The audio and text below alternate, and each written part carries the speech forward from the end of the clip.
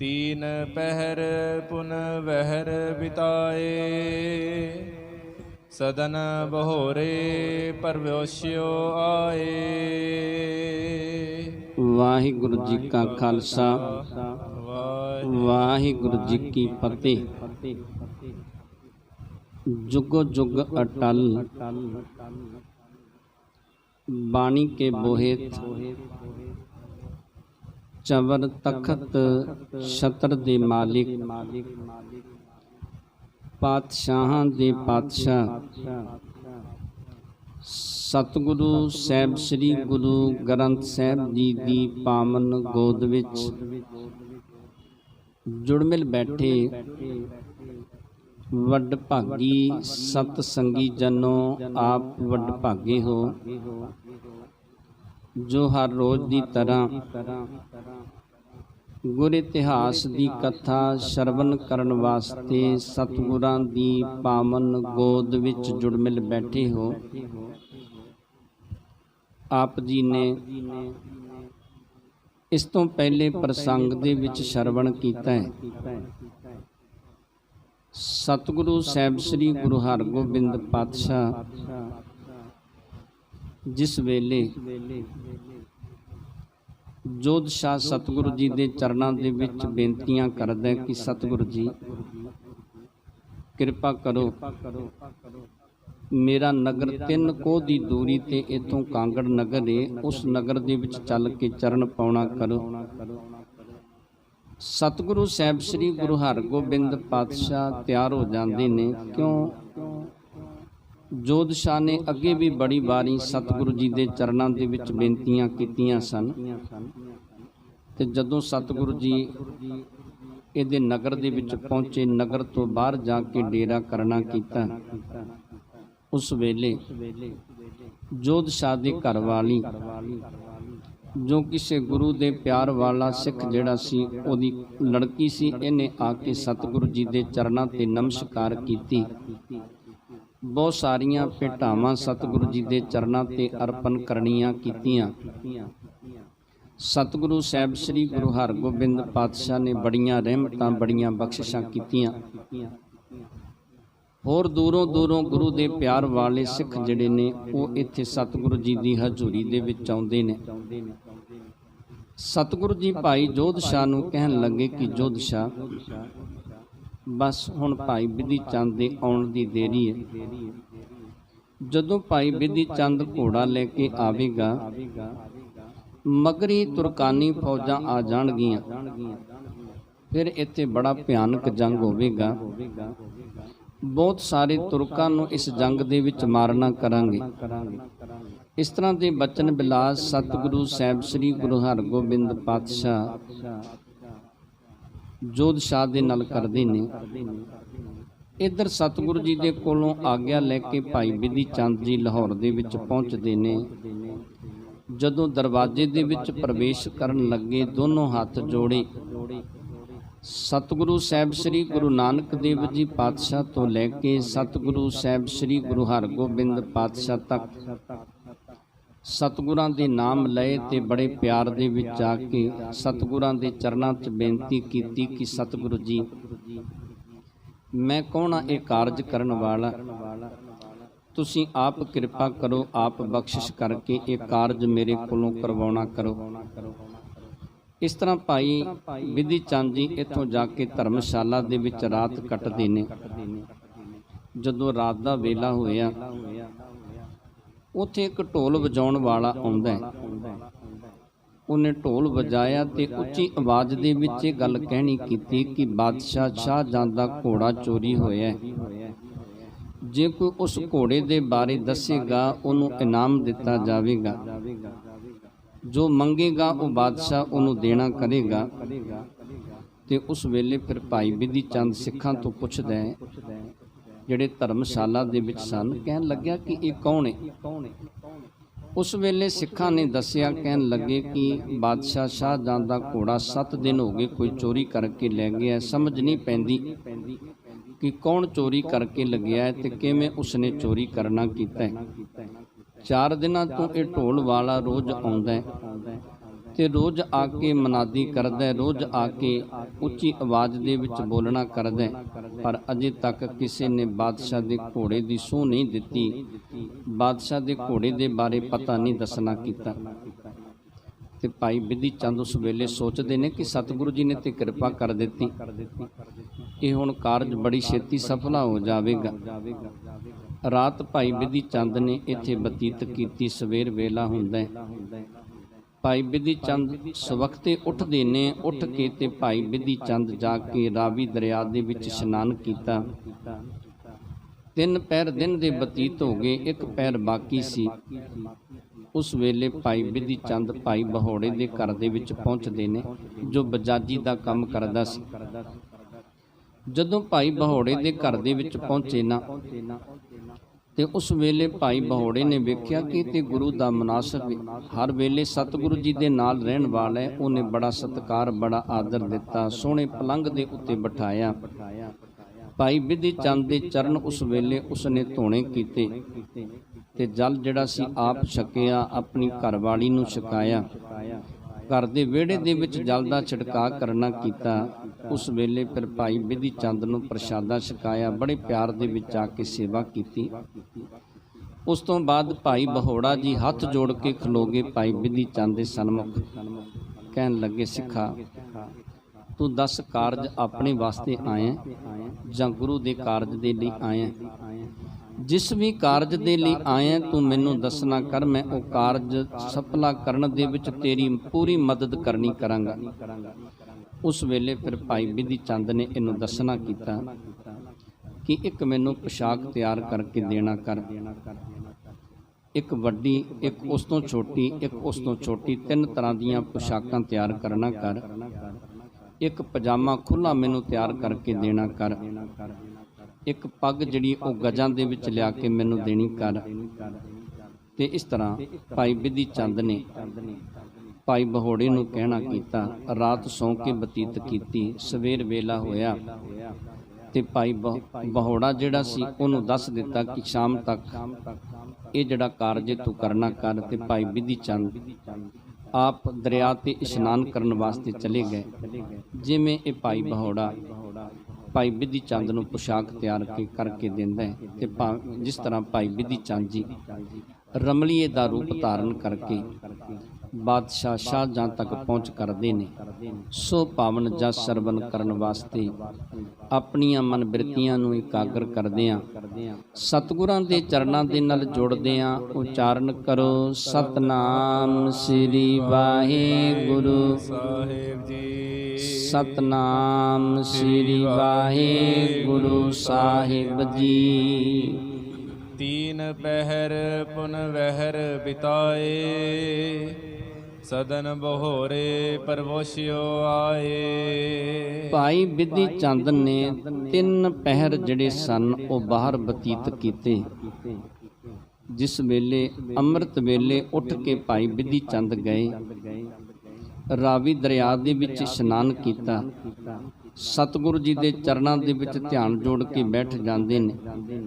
3 ਪਹਿਰ ਬਾਹਰ ਬਤੀਤ ਕੀਤੇ ਤੇ 3 ਪਹਿਰ ਬਤੀਤ ਕਰਨ ਤੋਂ ਬਾਅਦ ਸ਼ਾਮ ਦਾ ਵੇਲਾ ਹੋਇਆ ਤੇ ਭਾਈ ਬਹੋੜੇ ਦੇ ਘਰ ਦੇ ਵਿੱਚ ਭਾਈ ਬਿਧੀ ਚੰਦ ਪਹੁੰਚ ਜਾਂਦੇ ਨੇ। ਮੰਚ ਬਸਾਏ ਸਹਿਤ ਸਨਮਾਨਾ, ਤਿਆਰ ਆਹਾਰ ਕਰਿਓ ਰਸ ਨਾਨਾ। ਤੇ ਭਾਈ ਬਹੋੜੇ ਨੇ ਸੋਹਣਾ ਪਲੰਘ ਜਿਹੜਾ ਸੀ ਉਹ ਡਸਾਇਆ, ਉਹਦੇ ਤੇ ਸੁੰਦਰ ਵਿਛਾਈ ਕੀਤੀ। ਬੜੇ ਪਿਆਰ ਦੇ ਵਿੱਚ ਭਾਈ ਬਹੋੜੇ ਨੇ ਭਾਈ ਬਿਧੀ ਚੰਦ ਨੂੰ ਬਿਠਾਇਆ ਤੇ ਤਰ੍ਹਾਂ ਤਰ੍ਹਾਂ ਦੇ ਰਸਦਾਇਕ ਪਦਾਰਥ ਜਿਹੜੇ ਸਨ ਉਹ ਤਿਆਰ ਕੀਤੇ। ਤਿਆਰ ਕਰਕੇ ਤੇ ਭਾਈ ਬਿਧੀ ਚੰਦ ਨੂੰ ਉਸ ਵੇਲੇ ਪ੍ਰਸ਼ਾਦਾ ਛਕਾਉਣਾ ਕੀਤਾ। ਹੁਤੀ ਬਹੋਰੇ ਕੀ ਤਬ ਤ੍ਰਿਆ, ਭੋਜਨ ਸਭ ਅਚਿਵ ਵਨ ਕੀਆ। ਤੇ ਭਾਈ ਬਹੋੜੇ ਦੀ ਜਿਹੜੀ ਘਰਵਾਲੀ ਸੀ ਨਾ, ਉਹਨੇ ਬੜੇ ਸੁੰਦਰ ਪਦਾਰਥ ਜਿਹੜੇ ਤਿਆਰ ਕੀਤੇ। ਉਹ ਪਦਾਰਥ ਲਿਆ ਕੇ ਭਾਈ ਬਿਧੀ ਚੰਦ ਦੇ ਸਨਮੁਖ ਰੱਖੇ ਨੇ।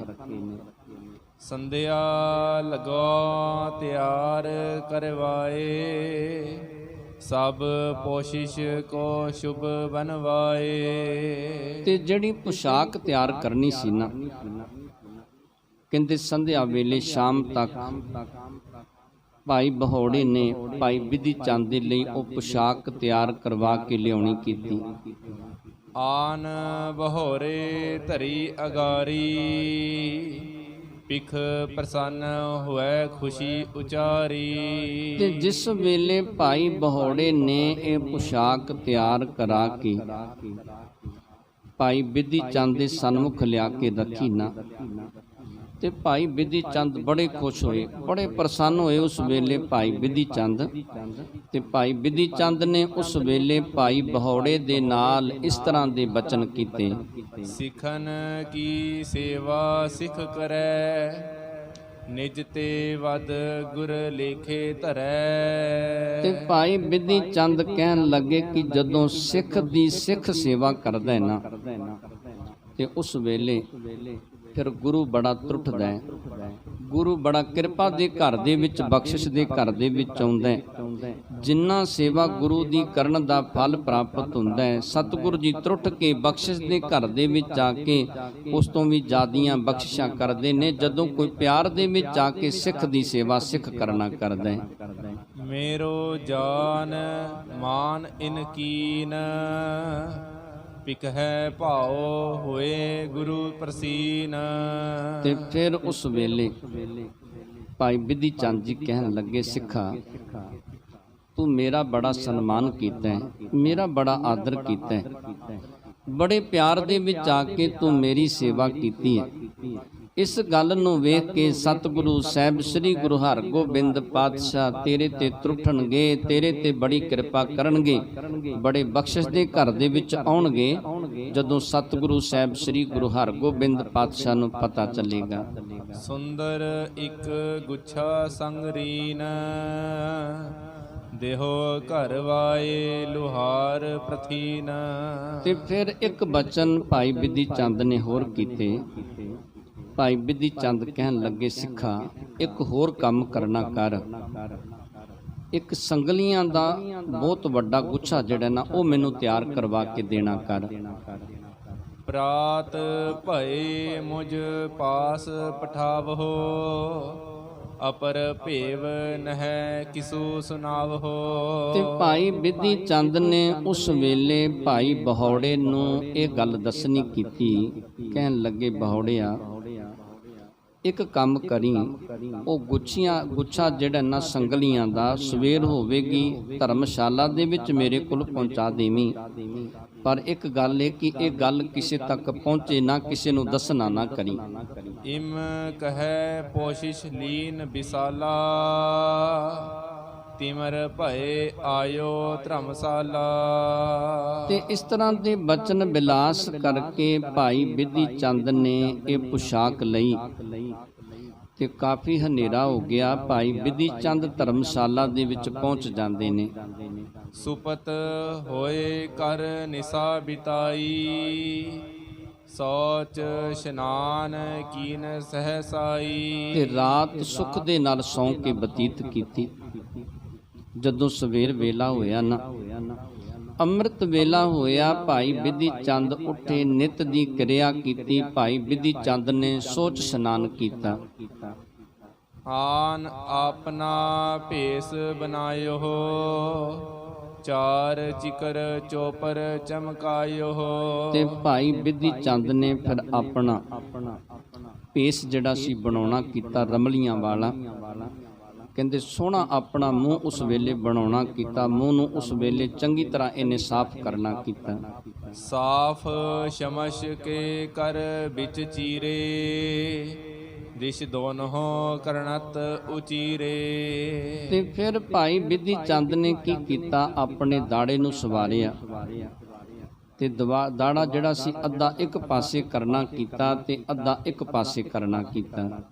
ਚਿਬੁਕ ਸਥਲ ਕੋ ਕਾੜ ਦਿਖਾਵਾ, ਜੁਗ ਮੂਛਨ ਕਰ ਊਚ ਮਿਲਾਵਾ। ਤੇ ਭਾਈ ਬਿਧੀ ਚੰਦ ਨੇ ਉਸ ਵੇਲੇ ਆਪਣੀ ਜੋ ਠੋਡੀ ਸੀ ਨਾ, ਉਹ ਦਾੜੇ ਦੇ ਵਿੱਚੋਂ ਬਾਹਰ ਵਿਖਾਉਣੀ ਕੀਤੀ। ਆਪਣੀਆਂ ਮੁੱਛਾਂ ਜਿਹੜੀਆਂ ਸਨ ਉਹਨਾਂ ਨੂੰ ਉੱਪਰ ਨੂੰ ਕਰਨਾ ਕੀਤਾ। ਪੂਰਬ ਪਹਿਰ ਪਿਰਾਹਨ ਨੀਵਾ, ਬਹੁਰ ਦੂਸਰੋ ਪਹਿਰ ਉਚੀਵਾ। ਤੇ ਜੋ ਪਹਿਰਾਵਾ ਇਸ ਨੇ ਬਣਵਾਇਆ ਸੀ ਭਾਈ ਬਹੋੜੇ ਦੇ ਕੋਲੋਂ, ਉਹ 3 ਤਰ੍ਹਾਂ ਦੀਆਂ ਪੁਸ਼ਾਕਾਂ ਤਿਆਰ ਕਰਵਾਈਆਂ ਸਨ। ਇੱਕ ਵੱਡੀ, ਦੂਸਰੀ ਉਸ ਤੋਂ ਛੋਟੀ ਤੇ ਤੀਸਰੀ ਉਸ ਤੋਂ ਵੀ ਛੋਟੀ। ਸਭ ਤੋਂ ਵੱਡੀ ਪੁਸ਼ਾਕ ਜਿਹੜੀ ਸੀ ਉਸ ਵੇਲੇ ਭਾਈ ਬਿਧੀ ਚੰਦ ਨੇ ਥੱਲੇ ਪਾਉਣੀ ਕੀਤੀ। ਅਲਪ ਸਭਿਨ ਕੇ ਉਪਰ ਪਾਏ, ਉਤਰੋਤਰ ਤਬ ਤੀਨ ਬਣਾਏ। ਤੇ ਇਸੇ ਤਰੀਕੇ ਦੇ ਨਾਲ ਭਾਈ ਬਿਧੀ ਚੰਦ ਨੇ ਸਭ ਤੋਂ ਵੱਡੀ ਥੱਲੇ, ਉਸ ਤੋਂ ਛੋਟੀ ਉੱਪਰ ਤੇ ਉਸ ਤੋਂ ਛੋਟੀ ਉੱਪਰ ਪਾਈ। ਇਸ ਤਰ੍ਹਾਂ ਦਾ ਤਰੀਕੇ ਦੇ ਨਾਲ ਇਹ ਪੁਸ਼ਾਕ ਜਿਹੜੀ ਸੀ ਭਾਈ ਬਿਧੀ ਚੰਦ ਨੇ ਆਪਣੇ ਸਰੀਰ ਦੇ ਉੱਤੇ ਧਾਰਨ ਕਰਨੀ ਕੀਤੀ। ਚੋਰੀ ਤਰ੍ਹਾਂ ਬੰਦ ਦਸਤਾਰ, ਸਿਪਰ ਸਮਾਨ ਸੁਕੀਨ ਆਕਾਰ। ਤੇ ਜਿਹੜੀ ਦਸਤਾਰ ਸੀ ਨਾ ਬੜੀ ਚੌੜੀ ਇਸ ਨੇ ਬੰਨਣੀ ਕੀਤੀ। ਜਿਵੇਂ ਕਹਿੰਦੇ ਸਿਪਰ ਕਹਿੰਦੇ ਨੇ ਢਾਲ ਨੂੰ, ਜਿਵੇਂ ਢਾਲ ਹੁੰਦੀ ਨਾ, ਢਾਲ ਵਾਂਗੂ ਇਸ ਨੇ ਆਪਣੀ ਉਸ ਵੇਲੇ ਦਸਤਾਰ ਸਜਾਉਣੀ ਕੀਤੀ। ਪਾਇਨ ਪਰਮ ਪਜਾਮਾ ਪਾਇਓ, ਬੰਦ ਇਜ਼ਾਰ ਬੰਦ ਦਿਖਰਾਇਓ। ਤੇ ਫਿਰ ਭਾਈ ਬਿਧੀ ਚੰਦ ਨੇ ਪਜਾਮਾ ਜਿਹੜਾ ਸੀ ਉਹ ਬੜਾ ਨੀਵਾਂ ਬਣਵਾਇਆ, ਉਹ ਪਜਾਮਾ ਪਾਇਆ। ਇਜ਼ਾਰ ਬੰਦ ਕਹਿੰਦੇ ਨਾਲੇ ਨੂੰ ਨਾਲਾ ਉਹਦੇ ਵਿੱਚ ਪਾਇਆ, ਨਾਲਾ ਬੰਨਿਆ ਤੇ ਨਾਲੇ ਨੂੰ ਥੱਲੇ ਲਟਕਾਉਣਾ ਕੀਤਾ। ਜੋਰਾ ਨੋਕਦਾਰ ਪਗ ਪਹਿਰਾ, ਹਿੰਦੁਸਤਾਨੀ ਬਨ ਕੇ ਗਹਿਰਾ। ਤੇ ਫਿਰ ਉਸ ਵੇਲੇ ਜੋੜਾ ਜਿਹੜਾ ਜੁੱਤਾ ਸੀ ਨਾ ਉਹ ਨੋਕਦਾਰ ਧਾਰਨ ਕੀਤਾ ਤੇ ਆਪਣੇ ਆਪ ਨੂੰ ਇਹ ਵਿਖਾਇਆ ਕਿ ਮੈਂ ਹਿੰਦੁਸਤਾਨੀ ਆ। ਆਪਣੇ ਆਪ ਨੂੰ ਹਿੰਦੁਸਤਾਨੀ ਬਣ ਕੇ ਵਿਖਾਉਣਾ ਕੀਤਾ ਭਾਈ ਬਿਧੀ ਚੰਦ ਨੇ। ਬੈਠਿਓ ਹੁਤੋ ਸੰਗਰੀ ਆਈ, ਲੈ ਕਰ ਬਿਖੈ ਅਗਰ ਲਟਕਾਈ। ਤੇ ਉਸ ਵੇਲੇ ਅਜੇ ਭਾਈ ਬਿਧੀ ਚੰਦ ਬੈਠੇ ਸਨ ਤੇ ਉਹ ਸੰਗਲੀਆਂ ਵਾਲਾ ਸੰਗਲੀਆਂ ਲੈ ਕੇ ਆਇਆ ਤੇ ਇਹਨੇ ਸੰਗਲੀਆਂ ਜਿਹੜੀਆਂ ਸਨ ਉਸ ਵੇਲੇ ਪਿੱਛੇ ਨੂੰ ਲਟਕਾਉਣੀਆਂ ਕੀਤੀਆਂ। ਸਨੈ ਸਨੈ ਪਗ ਧਰਹਿ ਅਗਾਰੀ, ਗਰੀ ਬਜ਼ਾਰਨ ਕੀਰ ਮਜ਼ਾਰੀ। ਤੇ ਭਾਈ ਬਿਧੀ ਚੰਦ ਬਿਲਕੁਲ ਹੌਲੀ ਹੌਲੀ ਅੱਗੇ ਤੁਰਦੇ ਨੇ, ਗਲੀਆਂ ਦੇ ਵਿੱਚ ਜਾਂਦੇ ਨੇ, ਬਾਜ਼ਾਰਾਂ ਦੇ ਵਿੱਚ ਜਾਂਦੇ ਨੇ, ਜਿਸ ਪਾਸੇ ਵੀ ਜਾਂਦੇ ਨੇ ਬਿਲਕੁਲ ਹੌਲੀ ਹੌਲੀ ਤੁਰਦੇ ਨੇ ਤੇ ਲੋਕ ਬੜੇ ਧਿਆਨ ਦੇ ਨਾਲ ਭਾਈ ਬਿਧੀ ਚੰਦ ਵੱਲ ਵੇਖਦੇ ਨੇ। ਦ੍ਰਿਸ਼ਟ ਅਚੰਚਲ ਧੀਰਜ ਧਾਰੀ, ਸੂਛਮ ਛਰੀ ਖਰੀ ਦੁਤਵਾਰੀ। ਤੇ ਕਹਿੰਦੇ ਇੱਕ ਜਿਹੜੀ ਛੜੀ ਸੀ ਨਾ ਉਹ ਆਪਣੇ ਹੱਥ ਦੇ ਵਿੱਚ ਭਾਈ ਬਿਧੀ ਚੰਦ ਨੇ ਪਕੜੀ। ਉਹਨੂੰ ਕਦੀ ਚੰਚਲ ਕਰ ਦਿੰਦੇ ਨੇ, ਕਦੀ ਇੱਧਰ ਨੂੰ ਘੁਮਾਉਂਦੇ ਨੇ ਤੇ ਕਦੀ ਦੂਸਰੇ ਪਾਸੇ ਨੂੰ ਘੁਮਾਉਂਦੇ ਨੇ। ਨਰਨ ਅਜਾਇਬ ਬੇਸ ਨਿਹਾਰਾ, ਹਿਰਨ ਹੇਤ ਆਏ ਚੱਲ ਲਾਰਾ। ਤੇ ਭਾਈ ਬਿਧੀ ਚੰਦ ਦਾ ਵੇਸ ਜਿਹੜਾ ਸੀ ਨਾ ਬੜਾ ਕਮਾਲ ਦਾ ਸੀ, ਵੱਖਰਾ ਸੀ ਲੋਕਾਂ ਦੇ ਨਾਲੋਂ। ਤੇ ਵੇਖਣ ਵਾਸਤੇ ਹਜ਼ਾਰਾਂ ਦੀ ਗਿਣਤੀ ਦੇ ਵਿੱਚ ਲੋਕ ਇਕੱਠੇ ਹੋ ਗਏ ਜਿੱਥੇ ਭਾਈ ਬਿਧੀ ਚੰਦ ਜੀ ਸਨ। ਕੌਣ ਦੇਸ਼ ਤੇ ਇਹੋ ਚੱਲ ਆਇਓ, ਆਗੇ ਪੁਰ ਮਹਿ ਨਹਿ ਦਰਸਾਇਓ। ਤੇ ਆਪਸ ਦੇ ਵਿੱਚ ਲੋਕ ਗੱਲਾਂ ਕਰਦੇ ਨੇ ਕਿ ਇਹ ਜਿਹੜਾ ਰਮਲੀ ਹੈ ਨਾ ਇਹ ਕਿਸ ਦੇਸ਼ ਤੋਂ ਚੱਲ ਕੇ ਆਇਆ।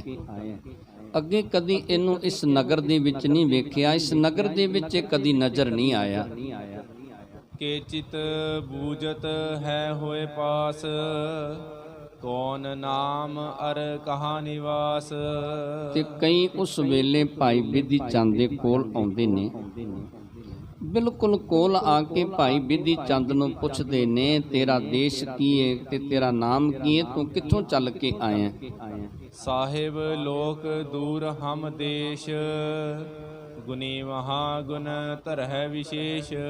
ਤੇ ਫਿਰ ਭਾਈ ਬਿਧੀ ਚੰਦ ਕੀ ਦੱਸਦੇ ਨੇ, ਅਸੀਂ ਸਾਹਿਬ ਲੋਕ ਹਾਂ, ਦੇਸ਼ ਜਿਹੜਾ ਉਹ ਸਾਡਾ ਬੜਾ ਦੂਰ ਹੈ ਤੇ ਗੁਣ ਅਸੀਂ ਬਹੁਤ ਸਾਰੇ ਧਾਰਨ ਕੀਤੇ ਨੇ, ਬਹੁਤ ਸਾਰੇ ਗੁਣਾਂ ਦੇ ਮਾਲਕ ਹਾਂ, ਸਾਨੂੰ ਲੋਕ ਗੁਣੀ ਲੋਕ ਆਖਿਆ ਕਰਦੇ ਨੇ।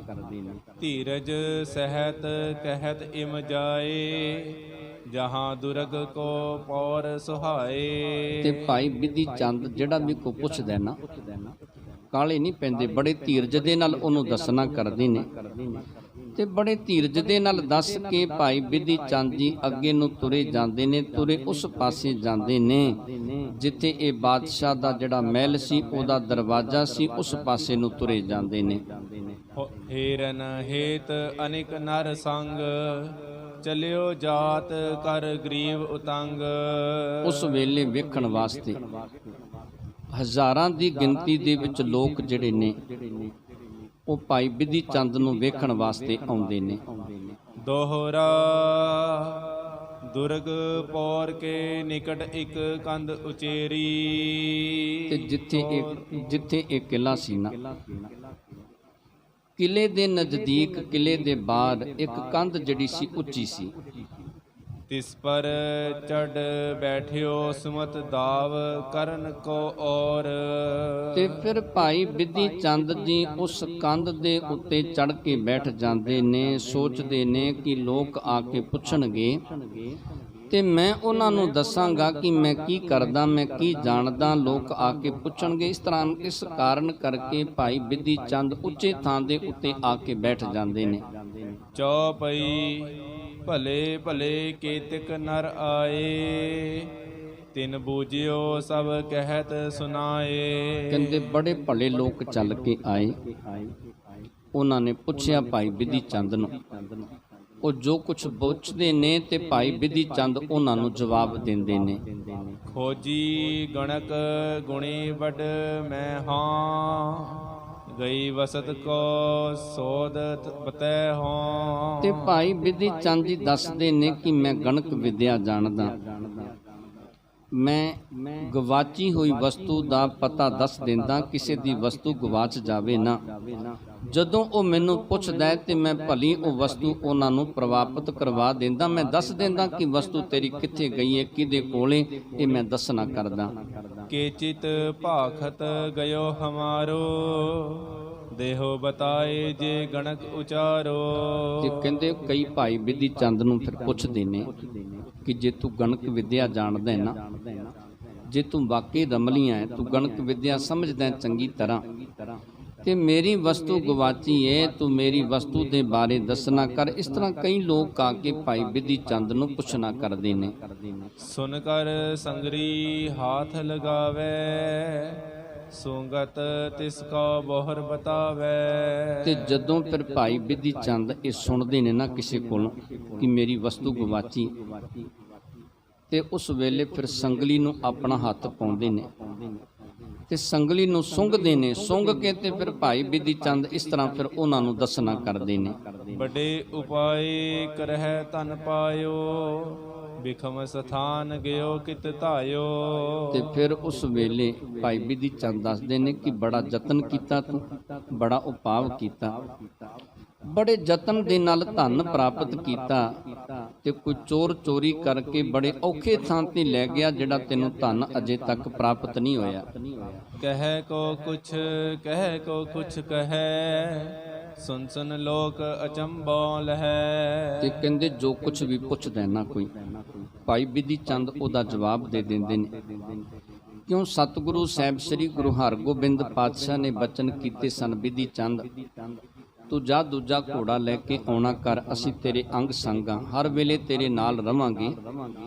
ਤੇ ਭਾਈ ਬਿਧੀ ਚੰਦ ਜੋ ਕੁਝ ਵੀ ਕੋਈ ਪੁੱਛਦਾ ਨਾ ਉਹਨੂੰ ਦੱਸ ਦਿੰਦੇ ਨੇ। ਤੇ ਵੇਖ ਵੇਖ ਕੇ ਲੋਕ ਬੜੇ ਅਚਰਜ ਹੁੰਦੇ ਨੇ, ਬੜੇ ਹੈਰਾਨ ਹੁੰਦੇ ਨੇ ਕਿ ਇਹ ਕਿਹੋ ਜਿਹਾ ਰਮਲੀ ਹੈ, ਕਿਹੋ ਜਿਹੀ ਗਣਕ ਵਿਦਿਆ ਜਾਣਦਾ ਹੈ, ਜਿਹੜਾ ਵੀ ਇਹਨੂੰ ਕੋਈ ਪੁੱਛਦਾ ਉਹ ਸੱਚੀ ਗੱਲ ਦੱਸਣੀ ਕਰਦਾ ਹੈ।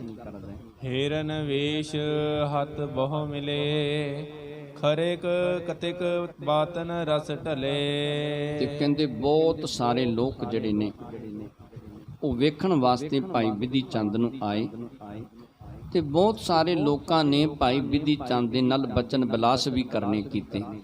ਬੈਠ ਦਿਖਾਵਤ ਆਪਾ ਉੱਚੇ, ਲਗੈ ਬਿਲੋਕਨ ਤਹ ਜੋ ਪਹੁੰਚੇ। ਤੇ ਕਹਿੰਦੇ ਆਪਣੇ ਆਪ ਨੂੰ ਉੱਚੇ ਥਾਂ ਤੇ ਬੈਠ ਕੇ ਲੋਕਾਂ ਨੂੰ ਵਿਖਾਉਣਾ ਕੀਤਾ। ਜਿਹੜਾ ਵੀ ਉੱਥੇ ਪਹੁੰਚਦਾ ਨਾ, ਸਭ ਤੋਂ ਪਹਿਲਾਂ ਉਹਦਾ ਧਿਆਨ ਜਿਹੜਾ ਸੀ ਭਾਈ ਬਿਧੀ ਚੰਦ ਵੱਲ ਚਲਿਆ ਜਾਂਦਾ ਹੈ। ਚਾਰ ਮੁਕਰ ਇੱਕ ਧਰਿਓ ਅਗਾਰੇ, ਬਾਰ ਬਾਰ ਮੁਖ ਚਾਰ ਨਿਹਾਰੇ। ਤੇ ਭਾਈ ਬਿਧੀ ਚੰਦ ਨੇ ਇੱਕ ਬਹੁਤ ਸੋਹਣਾ ਸ਼ੀਸ਼ਾ ਜਿਹੜਾ ਸੀ ਆਪਣੇ ਸਾਹਮਣੇ ਰੱਖਿਆ ਤੇ ਬਾਰ-ਬਾਰ ਭਾਈ ਬਿਧੀ ਚੰਦ ਉਸ ਸ਼ੀਸ਼ੇ ਦੇ ਵਿੱਚੋਂ ਆਪਣਾ ਮੁਖ ਵੇਖਦੇ ਨੇ ਤੇ ਆਪਣੇ ਮੁਖ ਨੂੰ ਬਾਰ-ਬਾਰ ਸਵਾਰਨਾ ਕਰਦੇ ਨੇ। ਸ਼ਮਸ਼ ਸੁਧਾਰ ਹੈ ਊਚ ਚੜਾਏ, ਪਕਰ ਹੈ ਸੰਗਰੀ ਹਾਥ ਕਦਾਏ। ਤੇ ਕਦੇ ਆਪਣੇ ਦਾੜੇ ਨੂੰ ਸਵਾਰਨਾ ਸ਼ੁਰੂ ਕਰ ਦਿੰਦੇ ਨੇ, ਕਦੇ ਜਿਹੜੀ ਸੰਗਲੀ ਉਹਨੂੰ ਹੱਥ ਦੇ ਵਿੱਚ ਪਕੜ ਲੈਂਦੇ ਨੇ, ਕਦੇ ਸੰਗਲੀ ਨੂੰ ਸੁੰਘਣਾ ਸ਼ੁਰੂ ਕਰ ਦਿੰਦੇ ਨੇ ਭਾਈ ਬਿਧੀ ਚੰਦ ਜੀ।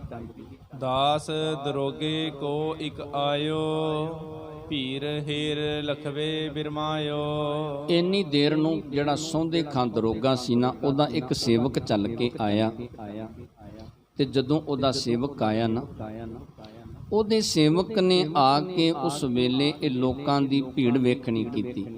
ਗਇਓ ਨਿਕਟ ਬੁਝਿਓ ਇਹ ਕੌਣ, ਬੇਸ ਅਜਾਇਬ ਕਿਸਪੁਰ ਭੌਨ। ਤੇ ਭਾਈ ਬਿਧੀ ਚੰਦ ਦੇ ਨਜ਼ਦੀਕ ਗਿਆ ਤੇ ਉਸ ਵੇਲੇ ਪੁੱਛਿਆ ਕਿ ਇਹਦਾ ਦੇਸ਼ ਕੌਣ ਹੈ, ਕਿਸ ਦੇਸ਼ ਤੋਂ ਆਇਆ ਹੈ, ਇਹਦਾ ਜਿਹੜਾ ਪਹਿਰਾਵਾ ਹੈ ਇਥੋਂ ਲੋਕਾਂ ਦੇ ਨਾਲੋਂ ਵੱਖਰਾ ਜਿਹਾ ਪਹਿਰਾਵਾ ਹੈ, ਇਹਨੇ ਕਿਸ ਦੇਸ਼ ਦਾ ਪਹਿਰਾਵਾ ਧਾਰਨ ਕਰਨਾ ਕੀਤਾ ਹੈ।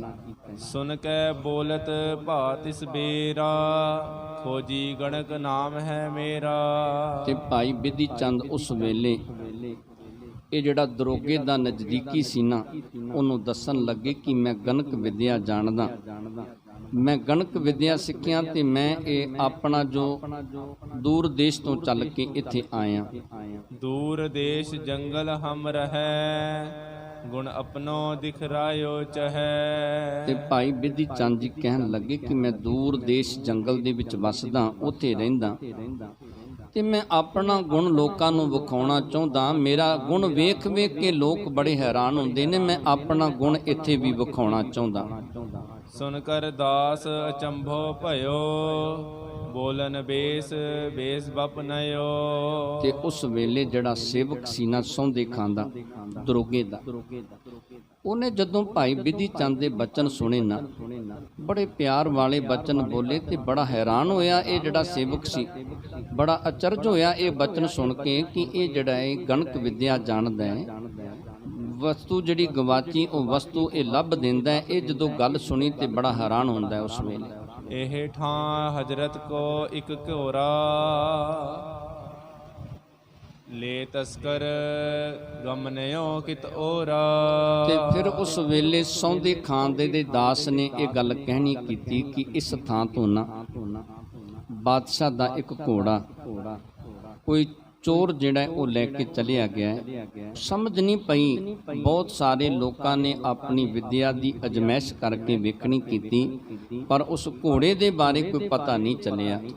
ਸਰਬ ਰੀਤ ਕੇ ਗੁਣੀ ਬੁਲਾਏ, ਕਿਸਹੋਂ ਤੇ ਨਹਿ ਗਇਓ ਬਤਾਏ। ਤੇ ਫਿਰ ਇਹ ਵੀ ਗੱਲ ਦੱਸਣੀ ਕੀਤੀ ਕਿ ਸਾਰੇ ਤਰ੍ਹਾਂ ਦੇ ਗੁਣੀ ਜਿਹੜੇ ਗਣਕ ਵਿਦਿਆ ਜਾਣਦੇ ਸਨ ਉਹਨਾਂ ਨੂੰ ਬੁਲਾਇਆ, ਪਰ ਕਿਸੇ ਨੇ ਦੱਸਿਆ ਨਹੀਂ, ਕਿ ਕੋਈ ਦੱਸ ਨਹੀਂ ਸਕਿਆ ਕਿ ਘੋੜਾ ਕੌਣ ਲੈ ਗਿਆ ਤੇ ਕਿਸ ਪਾਸੇ ਘੋੜਾ ਗਿਆ ਹੈ। ਜੋ ਹੋਏ ਤਰੰਗ ਬਤਾਵਨ ਹਾਰ, ਤਿਸ ਕੋ ਚਾਹਤ ਸ਼ਾਹੋ ਉਧਾਰ। ਤੇ ਫਿਰ ਉਸ ਵੇਲੇ ਇਹ ਦਰੋਗੇ ਦਾ ਸੇਵਕ ਦੱਸਣ ਲੱਗਿਆ ਕਿ ਜਿਹੜਾ ਕੋਈ ਘੋੜੇ ਨੂੰ ਦੱਸਣ ਵਾਲਾ ਹੈ ਨਾ, ਘੋੜੇ ਦੀ ਸੁਧ ਦੱਸਣ ਵਾਲਾ ਹੈ, ਘੋੜੇ ਦੇ ਬਾਰੇ ਪਤਾ ਦੱਸਣ ਵਾਲਾ ਹੈ ਨਾ, ਬਾਦਸ਼ਾਹ ਸ਼ਾਹ ਜਾਂ ਉਹਦੀ ਭਾਲ ਦੇ ਵਿੱਚ ਕਿ ਕੋਈ ਮੈਨੂੰ ਦੱਸੇ ਕਿ ਘੋੜਾ ਮੇਰਾ ਜਿਹੜਾ ਉਹ ਕੌਣ ਲੈ ਕੇ ਗਿਆ ਹੈ।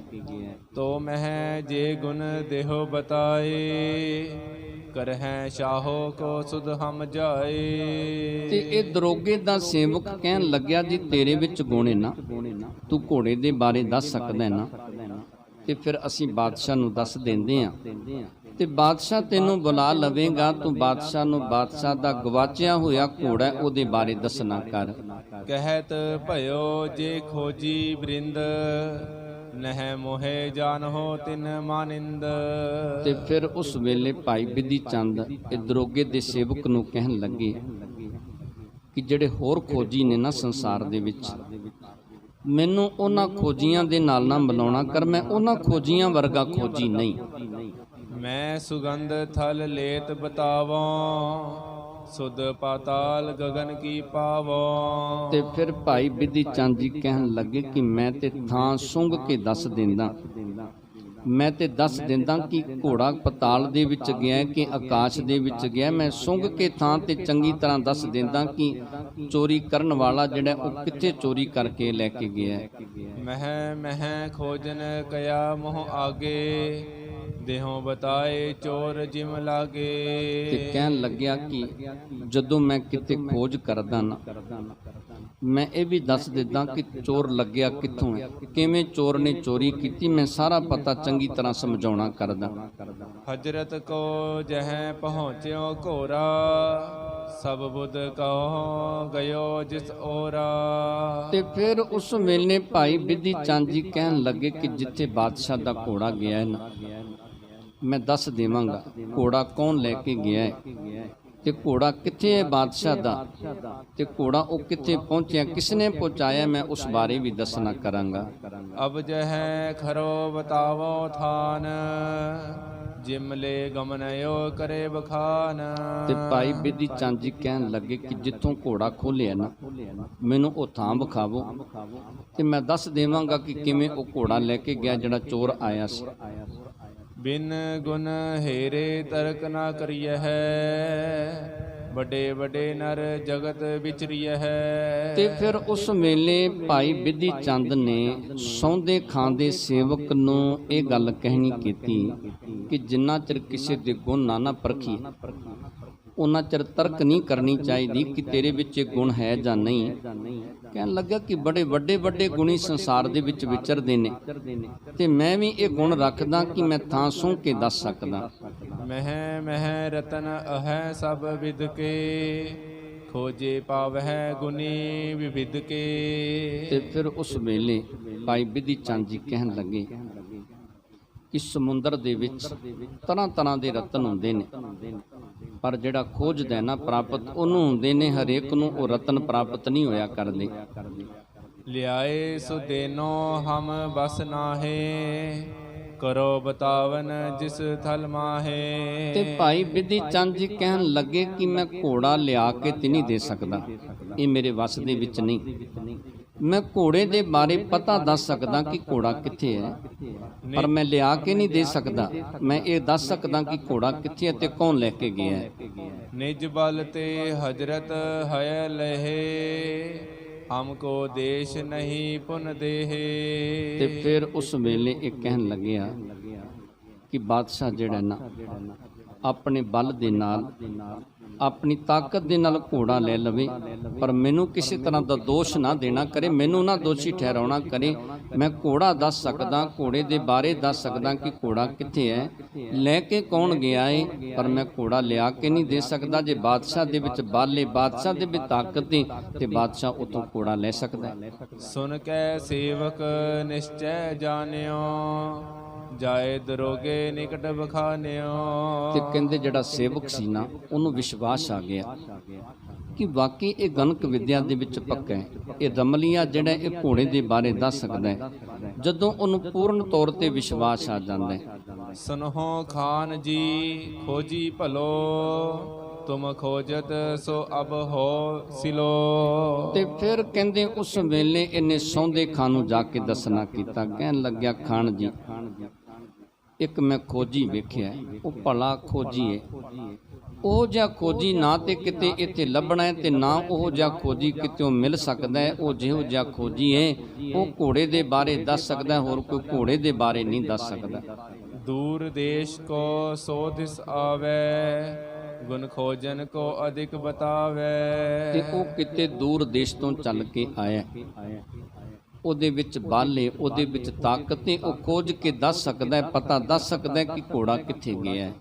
ਕਹੈ ਸੁਗੰਧ ਸੋ ਲਏ ਬਤਾਉ, ਜਹਾਂ ਖਰੋ ਹੈ ਥਾਨ ਜਨਾਉ। ਤੇ ਸੌਂਦੇ ਖਾਨ ਨੂੰ ਸੇਵਕ ਕਹਿਣ ਲੱਗਿਆ ਕਿ ਉਹ ਜਿਹੜਾ ਰਮਲੀ ਹੈ ਨਾ, ਜਿਹੜਾ ਗਣਕ ਵਿਦਿਆ ਜਾਣਦਾ ਹੈ, ਉਹ ਇਹ ਗੱਲ ਆਖਦਾ ਹੈ ਕਿ ਮੈਂ ਥਾਂ ਸੁੰਘ ਕੇ ਦੱਸ ਸਕਦਾ ਕਿ ਘੋੜਾ ਕਿੱਥੇ ਗਿਆ ਤੇ ਕੌਣ ਲੈ ਕੇ ਗਿਆ। ਮੇਰੇ ਵਿੱਚ ਇੰਨੀ ਤਾਕਤ ਹੈ, ਉਹਦੇ ਬਾਰੇ ਉਹਦੀ ਅਜਮਾਇਸ਼ ਜਿਹੜੀ ਤੁਸੀਂ ਵੇਖਣੀ ਤੇ ਕਰੋ।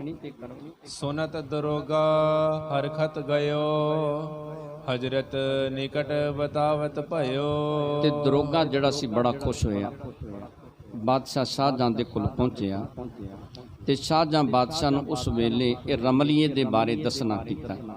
टोरन खोजी को तुम कहयो, एक अचानक ही अब लहयो। ਤੇ ਫਿਰ ਉਸ ਵੇਲੇ ਇਹ ਜਿਹੜਾ ਸੌਂਦੇ ਖਾਂ ਸੀ ਨਾ, ਬਾਦਸ਼ਾਹ ਸ਼ਾਹਜਹਾਂ ਨੂੰ ਕਹਿਣ ਲੱਗਿਆ ਕਿ ਬਾਦਸ਼ਾਹ ਸਲਾਮਤ, ਤੁਸੀਂ ਇਹ ਗੱਲ ਕਹੀ ਸੀ ਕਿ ਖੋਜੀ ਜਿਹੜਾ ਉਹ ਲੱਭ ਕੇ ਲਿਆਵੋ, ਜਿਹੜਾ ਘੋੜੇ ਦੀ ਖੋਜ ਕਰ ਸਕੇ, ਘੋੜੇ ਦੇ ਬਾਰੇ ਦੱਸ ਸਕੇ। ਤੇ ਅਚਾਨਕ ਹੀ ਇੱਕ ਖੋਜੀ, ਇੱਕ ਗਣਕ ਵਿਦਿਆ ਜਾਣ ਵਾਲਾ ਰਮਲੀਆ ਜਿਹੜਾ ਨਾ ਉਹ ਇੱਥੇ ਪਹੁੰਚਿਆ। ਭਾਖਤ ਜਹਾਂ ਖਰੋ ਹੋਏ ਘੋਰਾ, ਕਰੋ ਬਤਾਵਨ ਸੋ ਅਬ ਠੋਰਾ। ਤੇ ਉਹ ਇਹ ਗੱਲ ਆਖਦਾ ਹੈ ਕਿ ਮੈਂ ਘੋੜਾ ਇੱਥੇ ਦੱਸ ਸਕਦਾ ਕਿ ਕਿੱਥੇ ਘੋੜਾ ਖਲੋਤਾ ਹੈ, ਕੌਣ ਘੋੜਾ ਲੈ ਕੇ ਗਿਆ ਏ। ਉਹ ਕਹਿੰਦਾ ਕਿ ਮੈਂ ਇੰਨੀ ਗਣਕ ਵਿਦਿਆ ਜਾਣਦਾ, ਮੈਂ ਇੰਨਾ ਸਿਆਣਾ ਕਿ ਘੋੜੇ ਨੂੰ ਮੈਂ ਇੱਥੋਂ ਹੀ ਦੱਸ ਸਕਾਂਗਾ ਕਿ ਕਿੱਥੇ ਘੋੜਾ ਹੈ। ਹਰਖ ਸ਼ਾਹੋ ਕਹਿ ਤਿਸ ਹੈ ਬੁਲਾਵਹੋ, ਜਾਹੋ ਆਪ ਤੂੰ ਅਬ ਹੀ ਲਿਆਵਹੋ। ਤੇ ਬਾਦਸ਼ਾਹ ਸ਼ਾਹਜਹਾਂ ਬੜਾ ਖੁਸ਼ ਹੋਇਆ। ਬਾਦਸ਼ਾਹ ਸ਼ਾਹਜਹਾਂ ਕਹਿਣ ਲੱਗਿਆ ਕਿ ਜਾਓ ਉਹਨੂੰ ਬੁਲਾ ਕੇ ਲੈ ਕੇ ਆਉਣਾ ਕਰੋ। ਕਹਿੰਦੇ ਇੰਨਾ ਖੁਸ਼ ਹੋਇਆ ਬਾਦਸ਼ਾਹ, ਕਹਿੰਦੇ ਦਰੋਗੇ ਨੂੰ ਕਹਿਣ ਲੱਗਿਆ ਕਿ ਛੇਤੀ ਜਾ ਕੇ ਉਹ ਰਮਲੀਏ ਨੂੰ ਲੈ ਕੇ ਆਉਣਾ ਕਰ। ਲੈ ਸੰਗ ਦਾਸ ਦਰੋਗਾ ਗਇਓ, ਭੀਰ ਸਮੇਤ ਬਿਲੋਕਤ ਭਇਓ। ਤੇ ਦਰੋਗਾ ਕਹਿੰਦੇ ਉਸ ਵੇਲੇ ਆਪਣੇ ਸੇਵਕਾਂ ਨੂੰ ਨਾਲ ਲੈਂਦਾ ਹੈ, ਉੱਥੇ ਪਹੁੰਚਦਾ ਜਿੱਥੇ ਬਿਧੀ ਚੰਦ ਜੀ ਬੈਠੇ ਸਨ। ਤੇ ਬਹੁਤ ਲੋਕਾਂ ਦੀ ਭੀੜ ਜਿਹੜੀ ਉਹ ਭਾਈ ਬਿਧੀ ਚੰਦ ਦੇ ਕੋਲ ਲੱਗੀ ਸੀ। ਦੇਸ਼ ਦੂਰ ਕੋ ਹਿੰਦੁਸਤਾਨੀ, ਨਿਕਟ ਹੋਏ ਕਰ ਖਾਨ ਬਖਾਨੀ। ਤੇ ਕਹਿੰਦੇ ਦੇਸ਼ ਦੂਰ ਤੋਂ ਚੱਲ ਕੇ ਆਇਆ ਹਿੰਦੁਸਤਾਨੀ ਇਹਨੂੰ ਨਜ਼ਰ ਲੱਗਿਆ। ਤੇ ਜਿਹੜਾ ਇਹ ਖਾਨ ਸੀ ਨਾ ਸੌਂਦੇ ਖਾਂ, ਉਸ ਵੇਲੇ ਭਾਈ ਬਿਧੀ ਚੰਦ ਦੇ ਨਜ਼ਦੀਕ ਪਹੁੰਚਿਆ ਤੇ ਨਜ਼ਦੀਕ ਪਹੁੰਚ ਕੇ ਇਸ ਤਰ੍ਹਾਂ ਭਾਈ ਬਿਧੀ ਚੰਦ ਨੂੰ ਕਹਿਣਾ ਕੀਤਾ, ਚਲ ਖੋਜੀ ਤੁਝ ਸ਼ਾਹੋ ਬੁਲਾਵੇ, ਖੋਜ ਤਰੰਗਮ ਕੋ ਨਿਕਸਾਵੇ।